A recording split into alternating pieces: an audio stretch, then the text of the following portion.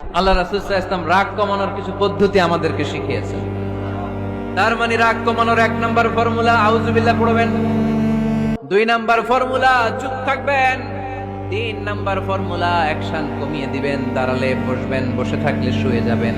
4 নাম্বারে বিশ্বনবী বললেন, তারপরেও যদি তোমার রাগ কমে না যায়, ঠান্ডা পানি দিয়ে ওযু করো, রাগ কমায় দিবে কে?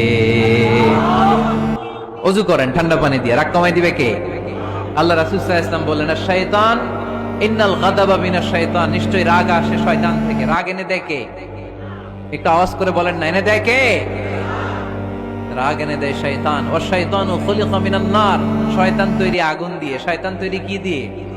ওয়ান নারু তুতফাউ বিল মা, আর আগুন নিভায় পানি দিয়ে। আগুন নিভায় কি দিয়ে? এজন্য তোমাদের কেউ যখন রেগে যায়, ইদা গাদিবা আহাদুকুম ফালিয়াতাওয়াদ্দা, সেজন্য ঠান্ডা পানি দিয়ে ওযু করে তার রাগটারে ঠান্ডা করে দিবে কে?